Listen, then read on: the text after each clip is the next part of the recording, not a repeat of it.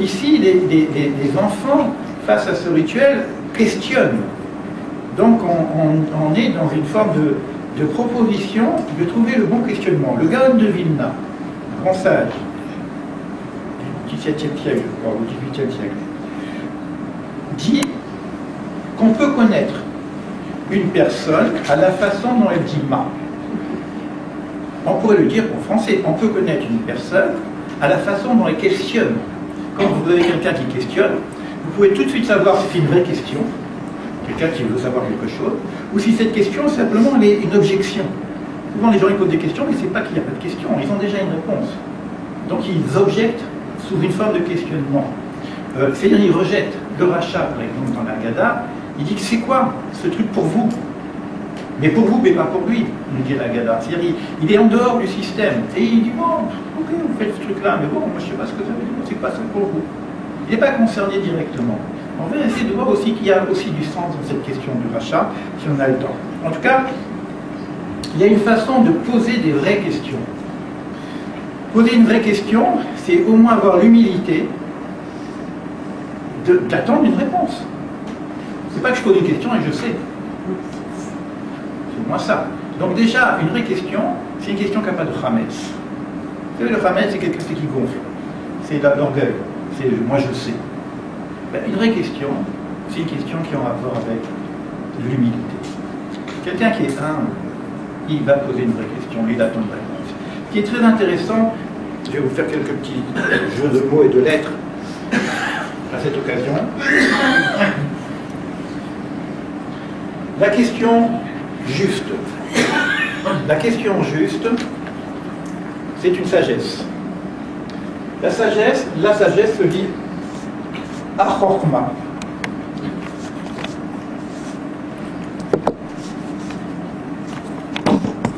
Et dans achorma, vous voyez ici un mot qui s'appelle koar. Et à côté, vous avez encore ma. La sagesse, du point de vue hébraïque, du point de vue des séphirotes, c'est la puissance du questionnement. C'est la capacité de questionner d'une façon juste.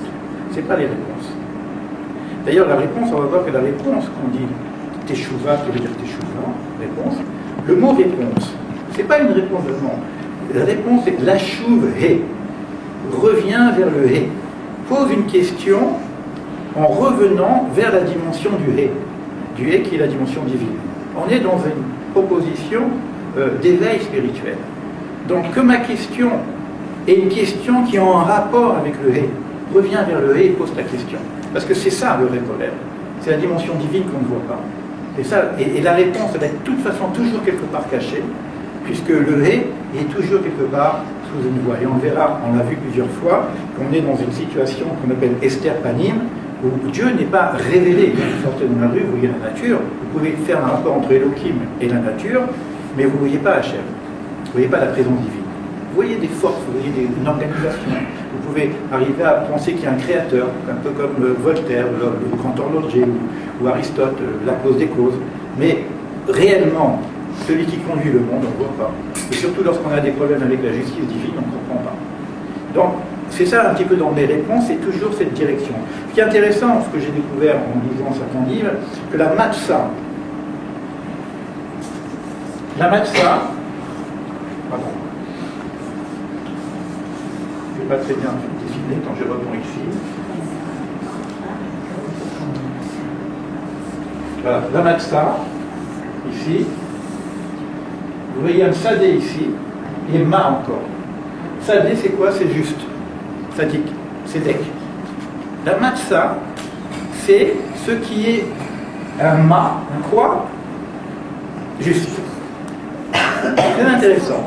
Et on va le voir après qu'il y aurait donc dans la matzah une réponse. Je vais essayer de vous montrer après dans le texte qu'il y a un rapport entre manger la matzah et avoir une réponse. Je dis tout de suite, même si je l'ai mis quelque part dans un texte, je ne sais pas où, c'est écrit que la matzah s'appelle l'echem roni, le pain de misère. Et la Gemara nous dit, ne lis pas le pain de misère, et là, l'echem la anot, le pain de la réponse.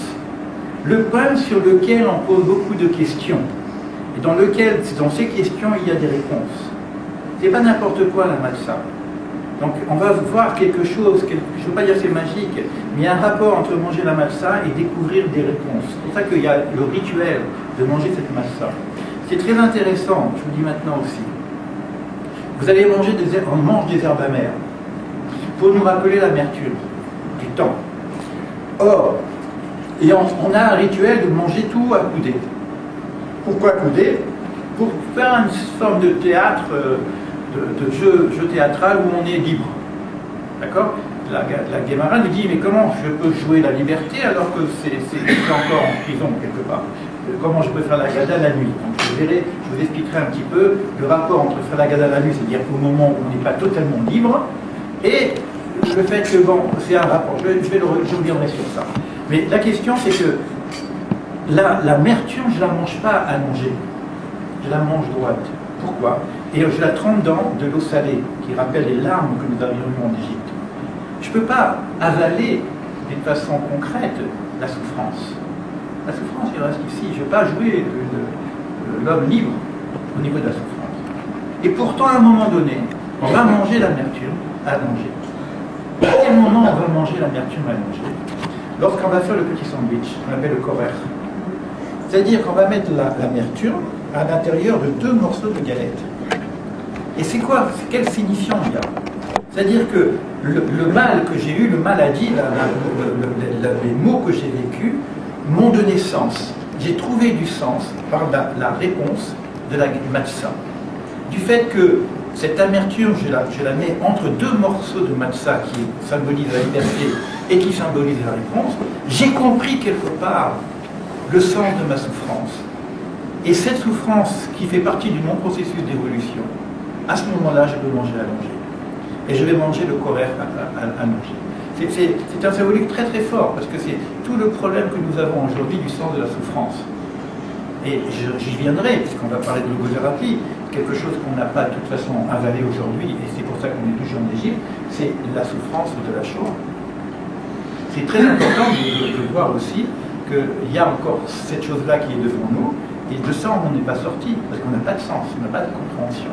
On a beau réfléchir, c'est pour ça que ici dans la gala, j'ai des jugements de futur. On attend, on a besoin d'une nouvelle parole, d'une révélation pour comprendre quelque chose là-dessus. Et Manitou nous dit que la prochaine Agada va nous parler de la dernière des sorties, c'est pas Manitou, c'est ce qu'on verra dans le Talmud, la dernière des sorties lorsqu'on reviendra des pays du Nord, et cette Agada qu'on raconte ici, elle sera juste en filigrane. Aujourd'hui, on a en filigrane dans la Agada l'histoire future. La prochaine Agada, c'est l'histoire future qui sera dans le verbe, et l'histoire ancienne sera en petit filigrane. Comme on raconte en filigrane l'histoire d'Abraham. On parle un petit peu d'Abraham, mais pas beaucoup. Parce que c'est fini ça. Mais l'Agada, on n'a pas fini. On n'a pas fini avec l'histoire de l'Égypte, donc on continue à commémorer. On ne commémore pas parce que c'est simplement pour le passé, on commémore parce que c'est pas terminé. Quelque part, c'est quelque chose qu'on doit revivre. Donc, essayons de comprendre à travers ce processus la Agada qui est la sortie d'Égypte. L'Égypte, c'est l'étroitesse. Essayons de voir aussi si j'ai pas aussi mes propres limites, mes propres croyances limitantes, qui fait que je reste un petit peu avec mes plans et j'arrive pas à bouger. Le Rav Béros dit que la force du juif, son intelligence, sa sagesse, moi je viens de le dire, réside dans sa capacité à s'interroger. Ma. Pourquoi ma?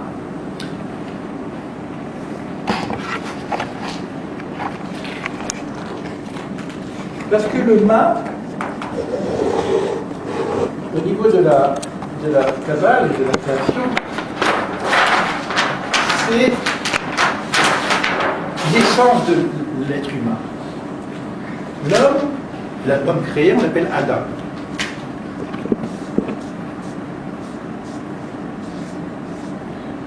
Un, 4 et 40.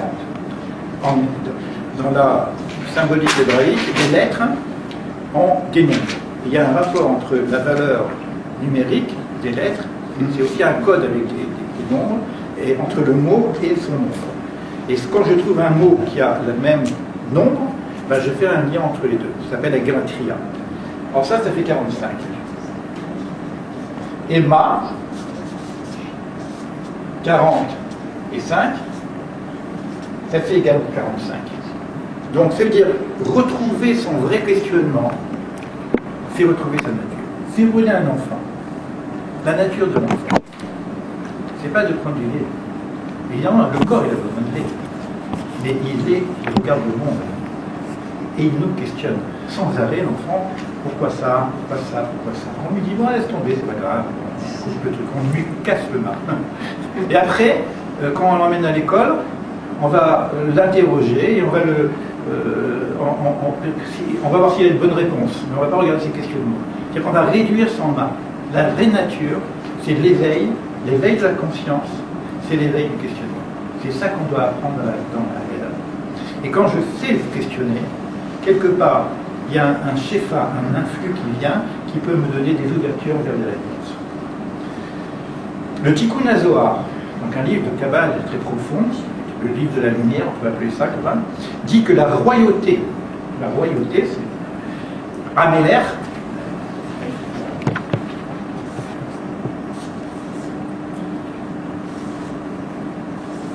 Améler, ça c'est la royauté, c'est la capacité d'aller vers le questionnement.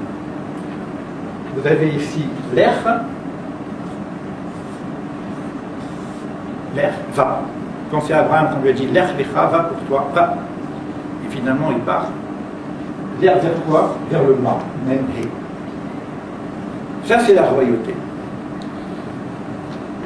Toujours le Tikkun HaZohar, l'air ma, la royauté appartient au domaine de la bouche, P.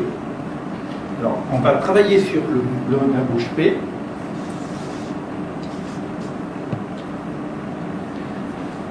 Domaine de la bouche. Or, P, on retrouve P, Sar. P, Sar. Finalement, P, Sar, ça veut dire quoi? C'est la bouche qui parle. La bouche qui raconte, la Haggadah, les Haggides raconter. C'est aussi la bouche pure. Et qu'est-ce qu'on nous raconte à Pessah? On nous dit Avadim ayenu les Paro. Nous étions esclaves de Pharaon.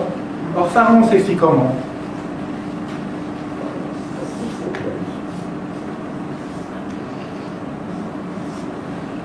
Pharaon s'écrit Péra. En hébreu. Péra, c'est quoi? C'est la bouche ouverte. La chaîne, la bouche ouverte. Ra, c'est le mal. La bouche qui exprime le mal, qui sort le mal. Et sortir de l'emprise. Donc il y a quelque part un nettoyage à faire avec la bouche. Faire attention à ce que je dis. Et raconter l'histoire d'une façon la plus juste possible. Et éviter de tomber dans les limites, parce qu'on verra que le rat est aussi une forme de limitation, des limites de cette bouche qui raconte n'importe quoi, ou qui raconte des choses qui vont vers la servitude et vers le mal. Nous étions esclaves. Ça veut dire en même temps, si je réfléchis bien, je peux être esclave de mon propre langage. Je dois aussi faire attention à ce que je dis. Et pour aller un peu plus loin, puisqu'on fait un petit peu jeu de mots, etc., si j'arrive à entendre le message, c'est-à-dire si j'arrive à poser les bonnes questions, je vais sortir de mes limites de ma corporalité, le gouffre. On va voir qu'il y a un rapport entre le gouffre, la bouche qui mange, la nécessité de nourrir le corps. On va essayer de bien le nourrir justement pour éviter, parce que ce qui va rentrer va en rapport avec ce qui va sortir. C'est pour ça qu'il y a un rapport de cachère au niveau de ce que j'avale et au niveau de ce que je dis.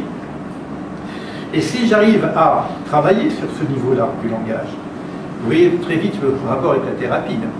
La thérapie, c'est parler, raconter son histoire, c'est essayer de comprendre. Si j'arrive à ce niveau-là, il va se passer quelque chose, et là je vais revenir avec Viktor Frankl plus tard, avec une compréhension, un souffle qui vient non pas simplement de ce que je connais, mais de quelque chose qui est de l'ordre de la transcendance, du transpersonnel, plus lourd que moi. C'est pour ça que j'ai de la chouve et retourne vers le et, quelque chose qui vient de l'influx divin. Et l'influx divin, ça s'appelle pour nous la neshama. C'est-à-dire que j'ai été coupé de la neshama, cette partie d'âme, ce rapport de l'âme supérieure, qui est en rapport avec l'étincelle divine, on pourrait dire, que chacun a en lui-même. Cette neshama qui n'est jamais altérée, un neshama shenatati itora, il est toujours pur. Viktor Frankl nous disait qu'il y a toujours une particule de l'être qui est toujours en bonne santé, quel que soit au pire qu'on amène, il y a toujours une dignité quelque part, une étincelle quelque part qui fait que si je touche ce point-là, je peux réveiller la personne ou éventuellement la guérir. Ça s'appelle la neshama. Et cette neshama, on est coupé. Quand on dit karet, c'est qu'on est coupé de cette neshama. C'est-à-dire que, on va revoir un peu l'histoire un peu, en tout cas on était coupé de cette neshama. Et tout le travail à faire, avec l'étude, l'air, c'est mal, va étudier, va comprendre ce qui tu es, miani, c'est ce que dit Noé, à Dieu, et qui je suis, mianori, qui suis-je. Donc toute cette articulation sur le questionnement de qui suis-je, etc., plus le questionnement de l'histoire, etc., il y a possibilité d'ouvrir le shefa de la neshama. Le shefa, c'est l'influx divin de la neshama. Et ce qui est extraordinaire, c'est que la neshama,